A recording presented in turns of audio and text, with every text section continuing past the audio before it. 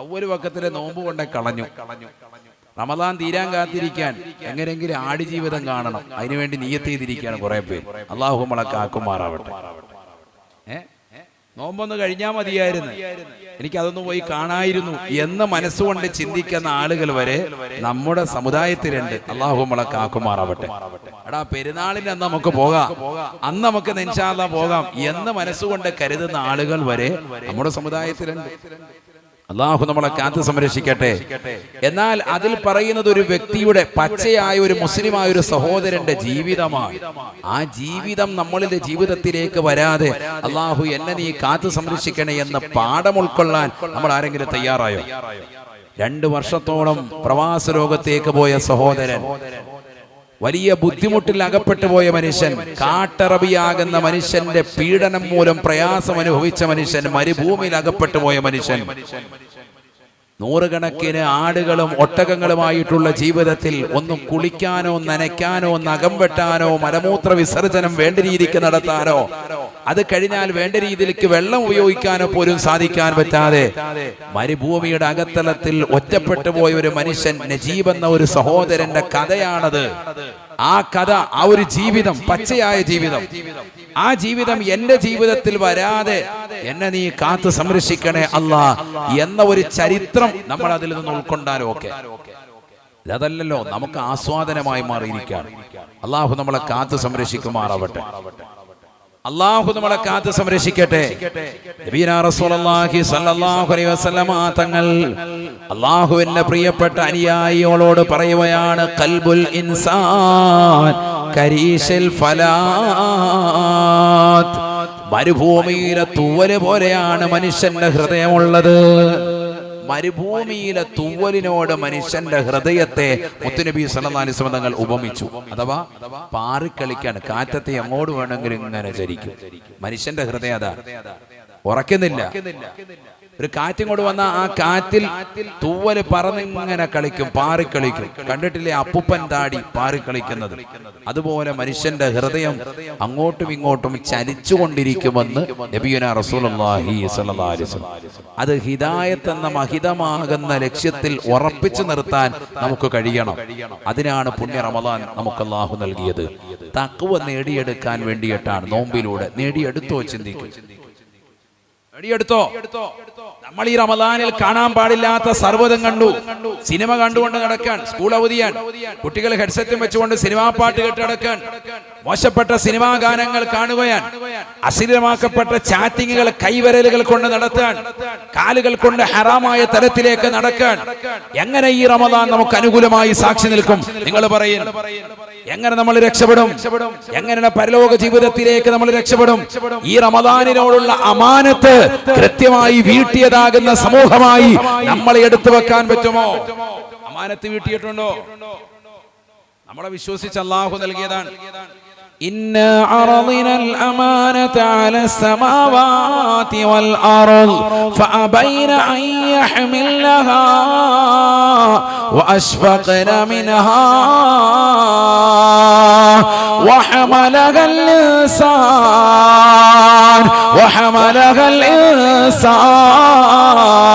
الإنسان إنه كان ظلوما جهولا. പരിശുദ്ധമായ ഖുർആനിലൂടെ അല്ലാഹു ഓർമ്മപ്പെടുത്തുകയാണ്. അല്ലാഹു സുബ്ഹാനഹു വ തആല അമാനത്തിനെ വെച്ച് നീട്ടിയപ്പോ ആകാശഭൂമികളിലുള്ള സർവ്വരും അതിനെ പരിപൂർണമായി ഒഴിവാക്കുകയാണ്. ആകാശം ഒഴിവാക്കി, ഭൂമി ഒഴിവാക്കി, സർവ്വ ജീവജാലങ്ങളും പറ്റില്ല എന്ന് പറഞ്ഞു. ഈ അമാനത്തിനെ ഏറ്റെടുത്തത് മുസ്ലിമാണ്, മനുഷ്യനാണ്. എല്ലാ അമാനത്തും ഏറ്റെടുത്തു. റമദാൻ നമ്മുടെ കൈകളിലേക്ക് നൽകി. ഒരു നന്മ ചെയ്താൽ, ഒരു സുന്നത്ത് അനുഷ്ഠിച്ചാൽ ഫർളിന്റെ പ്രതിഫലം. ഒരു ഫർള് ചെയ്താൽ 70, 700, 7000, 70,000, 7 ലക്ഷവും 7 കോടിയും അതിനപ്പുറത്തേക്കും നിന്റെ ഇഖ്ലാസിന്റെ വർണ്ണവലിപ്പം നൽകപ്പെടുന്നതായ പുണ്യമായ റമദാൻ. നരകത്തിന്റെ വാതിൽ അടച്ചിരിക്കാൻ, സ്വർഗത്തിന്റെ വാതിൽ തുറന്നിട്ടിരിക്കാൻ ഈ സമയത്തും എല്ലാ റഹ്മത്തും അള്ളാഹു ചൊരിഞ്ഞു വെച്ചിരിക്കാൻ. ദാനധർമ്മങ്ങൾ ചെയ്താൽ ഏറ്റവും ശ്രേഷ്ഠതയുള്ളത്, സദഖ ചെയ്താൽ ഏറ്റവും കൂലി കിട്ടുന്നത്, ദുആ ചെയ്താൽ ഇജാബത്ത് പൂർണ്ണമായിട്ടുള്ളത്, നോമ്പുകാരൻ നോമ്പ് നോറ്റ് അത് തുറക്കുന്നത് വരെ ഇജാബത്താണെന്ന് ഹബീബ് മുഹമ്മദ് മുസ്തഫ. റമദാനിലെ രാവും പകലും ഇജാബത്താണ്. പകലിനേക്കാൾ ഇനിയുള്ള ദിവസങ്ങളിൽ രാത്രിക്കാണ് മഹത്വം.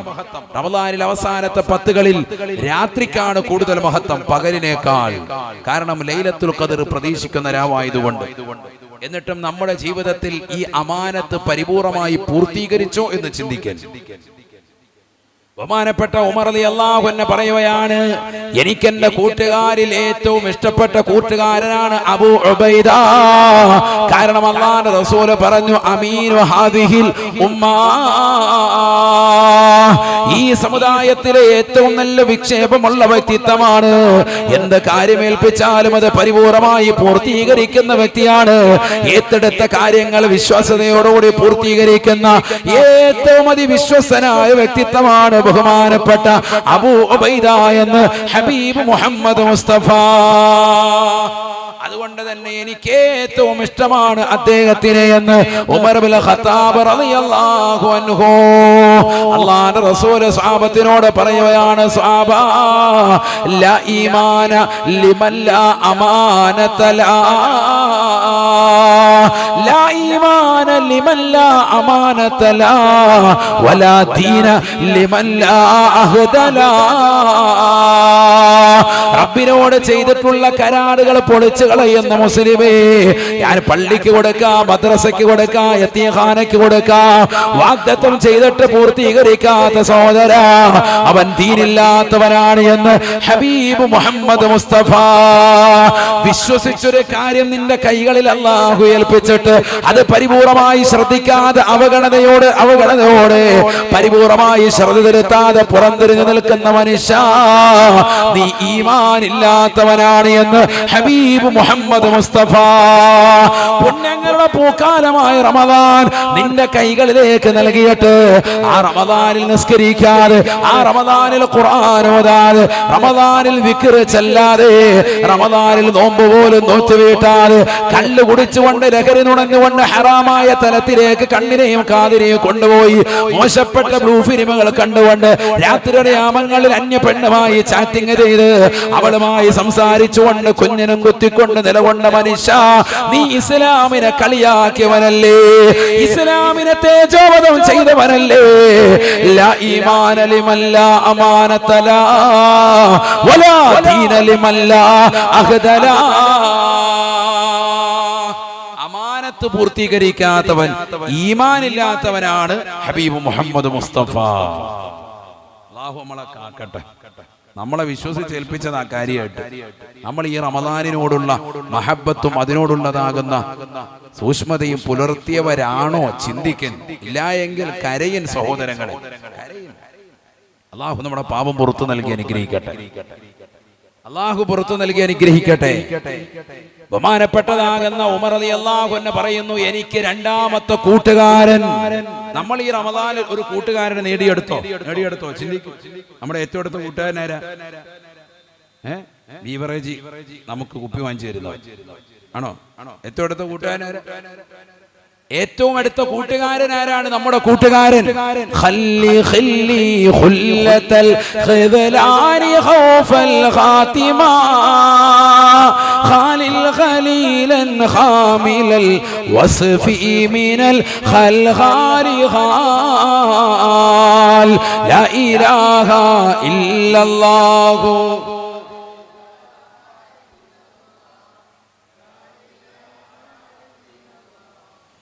പരിശുദ്ധമായ റമദാൻ കടന്നു വന്നിട്ട് നിനക്കൊരു സാലിഹായ കൂട്ടുകാരനെ കിട്ടിയോ? ചിന്തിക്കണേ സോദരാ.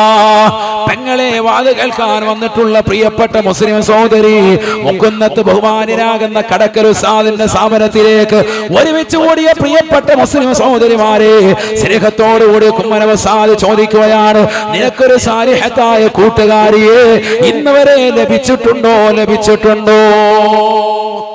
ഒരു സാലിഹത്തായ കൂട്ടുകാരിയെ നിനക്ക് കിട്ടിയിട്ടുണ്ടോ? പുതിയ പടം വരുമ്പോ നിനക്ക് സെൻഡ് ചെയ്ത് തരും. അതാണോ കൂട്ടുകാരൻ? തറാവീഹ് നിസ്കരിക്കാൻ വന്നാൽ ഓണാക്കി വെക്ക് കേട്ടോ, സാധനം ഇപ്പം അങ്ങോട്ട് സെൻഡ് ചെയ്ത് തരാം. തറാവീഹ് 20 റക്അത്ത് കഴിയുമ്പോഴത്തേക്കും 20 പടം സെൻഡ് ചെയ്ത് കഴിഞ്ഞു. അള്ളാഹു നമ്മളെ കാക്കുമാറാവട്ടെ. അതിനെപ്പോ കാര്യമായിട്ട് പോകും പള്ളി വന്നു. ഇതൊക്കെയാ നടക്കുന്നത്.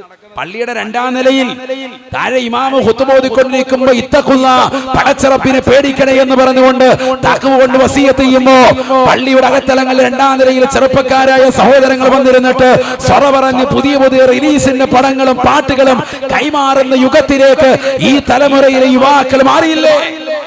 അല്ലാഹു നമ്മളെ കാത്ത് സംരക്ഷിക്കട്ടെ. നമ്മൾ പിന്നെ അങ്ങനെ അന്നാവും. എന്നിട്ട് നമുക്കെല്ലാം കിട്ടി. ലൈലത്തുൽ ഖദ്ർ പൊതിഞ്ഞു കിട്ടി. ലൈലത്തുൽ ഖദ്ർ അല്ല, അത് കോഴി ബിരിയാണി ആയിരുന്നു. ശരിക്കും നോക്ക്, അല്ലാഹു നമ്മളെ സാലിഹീങ്ങൾ ചേർക്കട്ടെ. ബിരിയാണി കിട്ടിയപ്പോഴേ എല്ലാം കിട്ടിയെന്നാ പറയുന്നത്. തറാവീഹ് കഴിഞ്ഞപ്പോൾ ഇതും പൊതിഞ്ഞുകൊണ്ടാവും പോയി. പിന്നെ പള്ളിയിലോട്ടില്ല, ഇത്തിക്കാഫിനൊന്നും ഇല്ല. ഇതല്ലേ നമ്മുടെ ആൾക്കാർ. വന്നിരിക്കുന്നവന്റെ കണ്ണിൽ നിന്ന് കണ്ണുനീര് വന്നിട്ടുണ്ടോ? ഇന്നലത്തെ രാത്രിയിൽ കരഞ്ഞ ആളുകൾ എത്ര പേർ? വേണ്ട, ഈ കഴിഞ്ഞ ഒരു വർഷം അള്ളാഹുവിനെ ഓർത്തിട്ട് കരഞ്ഞ മുസ്ലിമീങ്ങൾ എത്ര പേർ? പടച്ചറപ്പിനെ ഓർത്തിട്ട് കരയാൻ നമ്മൾ സന്നദ്ധരായിട്ടുണ്ടോ? അള്ളാഹുവിനെ ഓർത്തിട്ട് കരയാൻ ഈ സമുദായത്തിന്റെ മക്കൾ അതിനു വേണ്ടി നിലകൊണ്ടിട്ടുണ്ടോ? ചിന്തിക്കുന്ന സഹോദരങ്ങളെ, ആഖിറത്തെ ചിന്തിച്ചുകൊണ്ട് കരയാൻ നമ്മളിൽ എത്ര പേര് സന്നദ്ധരായിട്ടുണ്ട്? പടച്ചറപ്പിനെ ഓർത്തിട്ട് കരയാൻ നമ്മൾ കഴിഞ്ഞിട്ടുണ്ടോ? നബിനാ റസൂലുള്ളാഹി സ്വല്ലല്ലാഹു അലൈഹി വസല്ലമ തങ്ങൾ പറയുകയാണ്,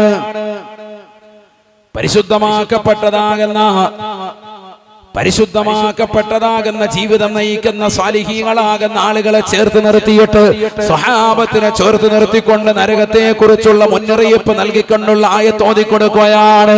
യാ അയ്യുഹല്ലദീന ആമനൂ ഖൂ أنفسكم وأهليكم نارا وقودها الناس والحجارة.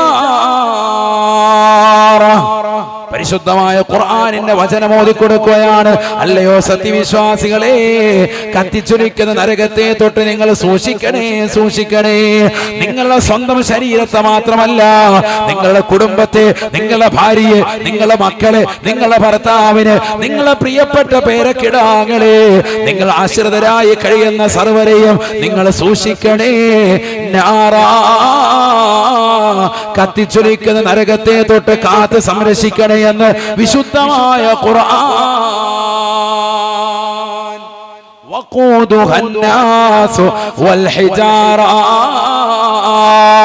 ആ നരകത്തിലിട്ടുകൊണ്ട് കത്തിക്കുന്നത് ദുഷിച്ചതായ ജനങ്ങളെയും ഭീമാകാരമാകുന്ന പാറക്കല്ലമാണ്. മനുഷ്യ മനസ്സിലാക്ക്, റമദാൻ വന്നിട്ടും പാപം പൊറുപ്പിച്ചെടുക്കാതെ ദുഷിച്ച ചിന്താഗതിയുമായി നടക്കുന്നവരെ, മാതാപിതാക്കളെ തൃണവൽഗണിക്കുന്നവരെ, അവഗണനയുടെ മനോഭാവത്തോടുകൂടി സ്വന്തം സഹോദരങ്ങളോട് വരെ പിണങ്ങിക്കഴിയുന്ന മുസ്ലിമേ, ചെറിയ വിഷയങ്ങൾ പർവ്വതീകരിച്ച് അയൽവാസികളുമായി ബന്ധം വിച്ഛേദിച്ചുകൊണ്ട് വർഷങ്ങളായിട്ട് പള്ളിയുടെ അകത്തളത്തിൽ വന്ന് 27-ാം രാവിൽ തൗബ കുടത്തിൽ കൈയിട്ടിട്ട് എനിക്ക് അല്ലാഹു പുറത്തു തന്നു എന്ന് പറയാ നിനക്ക് നാണമില്ലേ സോദരാ? പെങ്ങളെ മുസല്ല വിരിച്ചിട്ട് ആരും അറിയാതെ പടച്ചറപ്പിനോട് പൊട്ടിക്കരഞ്ഞുകൊണ്ട് നീ ദുആ ചെയ്യുമ്പോ നിന്റെ കൂട്ടുകാരികളുടെ നാട്ടുകാരോട് പോരടിച്ചത്, ചീത്ത വിളിച്ചത്, ശകാരിച്ചത്, തെറി പറഞ്ഞത്, 10 പേരുടെ മുന്നിൽ വെച്ചുകൊണ്ട് അവരെ അവമാനിച്ചത് ആരാണടാ? അതിന് ഹിസാബിടുക.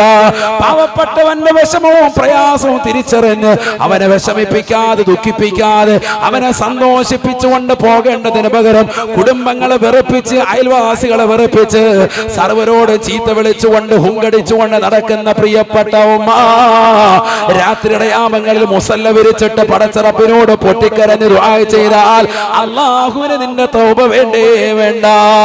കാരണം നീ അയൽവാസികളോട് പിണങ്ങിയിട്ട് വർഷമായി, നീ നിന്റെ കൂട്ടുകാരിയോട് പിണങ്ങി കഴിഞ്ഞിട്ട് മാസങ്ങളായി, സ്വന്തം സഹോദരങ്ങളോട് 3 ദിവസത്തിൽ ആരെങ്കിലും പിണങ്ങി നിന്നാൽ അല്ലാഹുവിന്റെ റസൂൽ പറഞ്ഞില്ലേ, അതിലാരെങ്കിലും ഒരു വ്യക്തി മരണപ്പെട്ടു പോയാൽ പിണങ്ങാ തയ്യാറായി നിലകൊണ്ട മനുഷ്യ, നിനക്ക് നരകത്തിന്റെ കവാടം തുറക്കപ്പെട്ടു എന്ന് ഹബീബ് മുഹമ്മദ് മുസ്തഫ. നരകമോചനത്തിന്റെ 10 നിലകളുണ്ടോ എന്ന് സ്നേഹത്തോടുകൂടി ചോദിക്കട്ടെ, നമുക്ക് നരകീയ മോചനം ലഭിച്ചിട്ടുണ്ടോ? സ്വന്തം സഹോദരങ്ങളെ വീട്ടിൽ നാട്ടി പുറത്താക്കുന്ന തലമുറകളല്ലേ, മാതാപിതാക്കൾ അവഗണിച്ചവരല്ലേ, കുടുംബങ്ങളുമായി ബന്ധം വിച്ഛേദിച്ചുകൊണ്ട് കഴിയുന്നവരല്ലേ, ഞാൻ മതി, എന്റെ ഭാര്യ മതി, എന്റെ കുടുംബം മതി എന്ന് പറഞ്ഞുകൊണ്ട് അവനവൻ സ്വന്തം ജീവിതം നയിച്ചുകൊണ്ട് വീടിന്റെ അകത്തളങ്ങൾ കഴിഞ്ഞുകൂടുന്നതായ കാലഘട്ടമായി യുഗമായി നമ്മുടെ തലമുറകൾ മാറിയില്ലേ? എങ്ങനെയാണ് നമുക്ക് റമദാൻ അനുകൂലമായി മാറുക? എങ്ങനെയാണ് നമുക്ക് റമദാൻ അനുകൂലമായി മാറുക? കത്തിച്ചൊലിക്കുന്ന നരകത്തെ കുറിച്ച് പേടിയില്ലേ?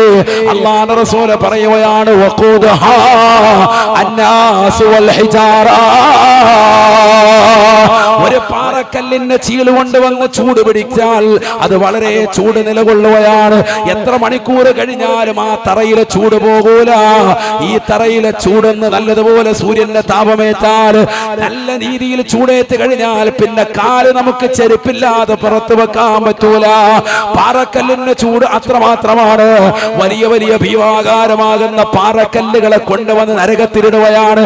എന്തിനാണ്? ചൂട് ഒട്ടും കുറയരുത്.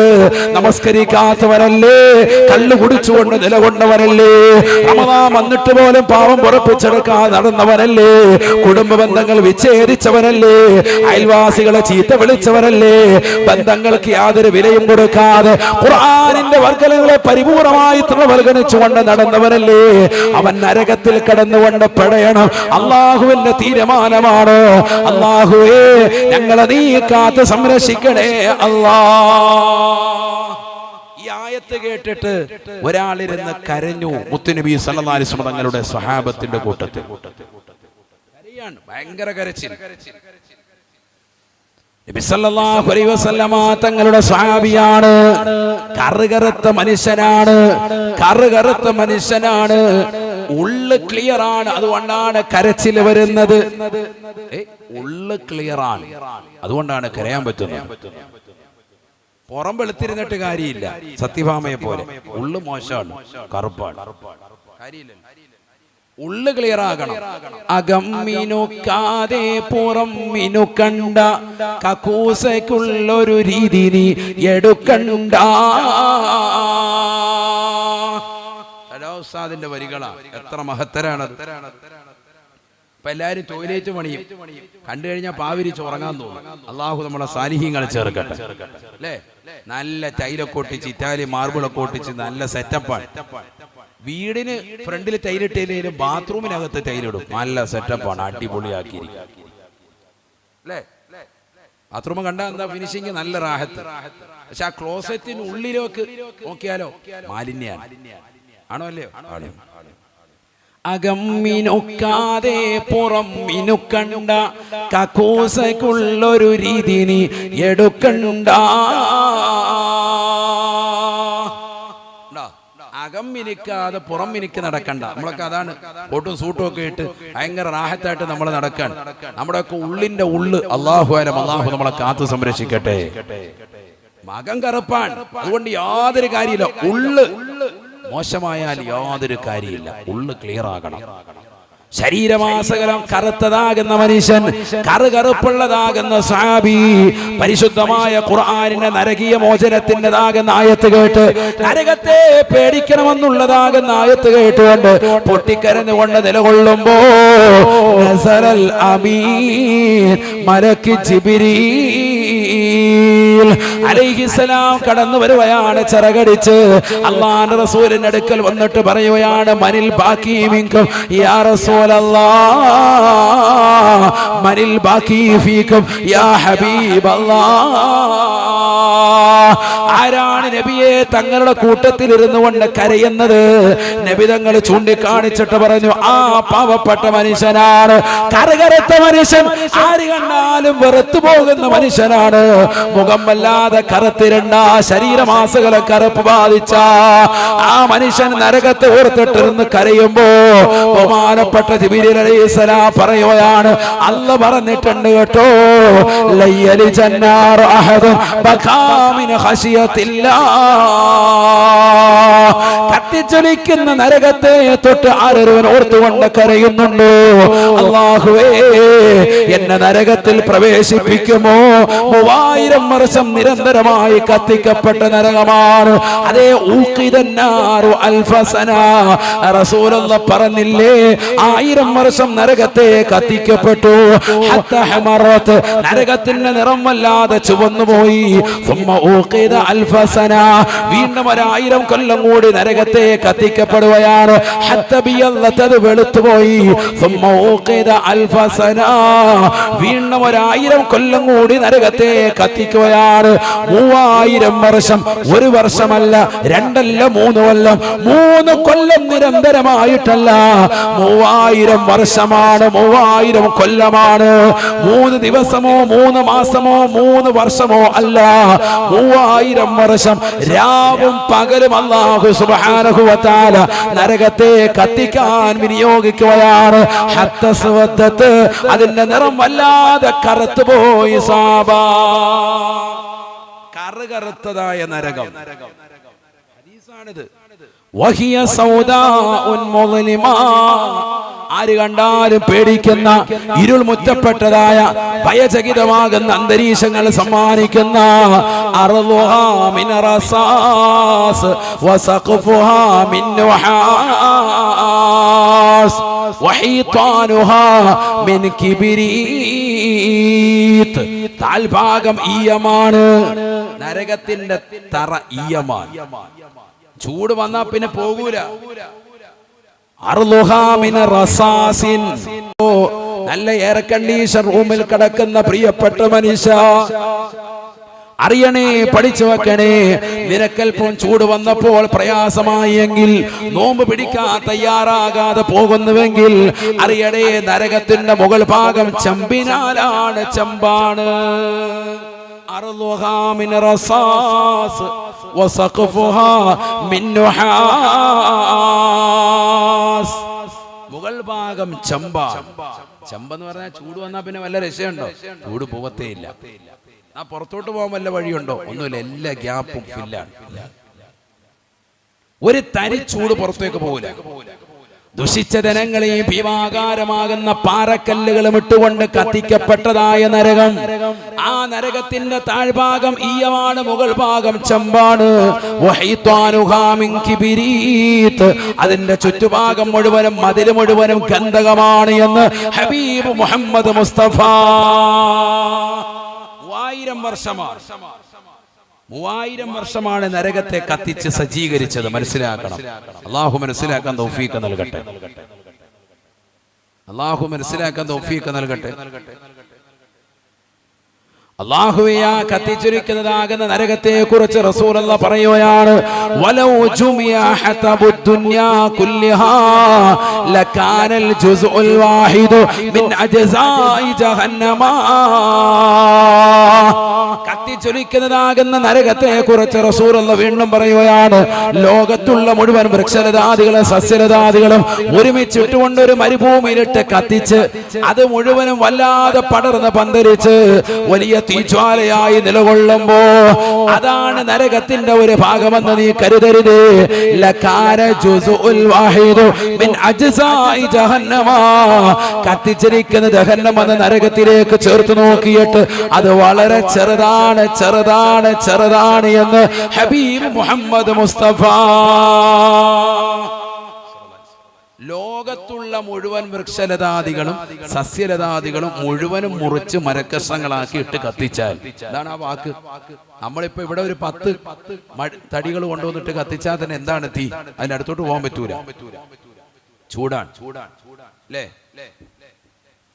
പാചകക്കാരായ ആളുകളൊക്കെ എത്ര സഹിക്കുന്നു, നമ്മുടെ ഉമ്മമാരെയൊക്കെ എത്ര സഹിക്കുന്നു. അടുപ്പിന്റെ ചൂട് അവരിങ്ങനെ ചൂടുകൊള്ളാണ്. അള്ളാഹു അവർക്കൊക്കെ ദീർഘായുസ്സ് നൽകി അനുഗ്രഹിക്കട്ടെ. നമ്മുടെ സഹോദരിമാർ, നമ്മുടെ ഭാര്യമാർ എത്രയാണ് ഖിദ്മത്ത് എടുക്കുന്നത്. എല്ലാ ദിവസവും ഇത് തന്നെയല്ലേ, അടുക്കളയിൽ തന്നെ അടുപ്പിന്റെ അടുത്ത് തന്നെ നിൽക്കാണ്, ചൂട് ഏൽക്കാണ് ശരീരത്തിൽ. ഇങ്ങനെ ഈ കഠിനമായ ചൂടുള്ള സമയത്തും നോമ്പുതറ വിഭവങ്ങൾ നമുക്ക് റെഡിയാക്കാൻ വേണ്ടി അവർ നിലകൊള്ളല്ലേ. അള്ളാഹു തൗഫീഖ് നൽകട്ടെ. ഇന്നൊരു ദിവസം കടക്കൽ ഉസ്താദ് റെസ്റ്റ് കൊടുത്തു. ഇന്നിപ്പോ ഇവിടെ നോമ്പുതറ റാഹത്ത് അവർക്ക് ആർക്കും പ്രശ്നമില്ല. അള്ളാഹു കബൂലാക്കട്ടെ.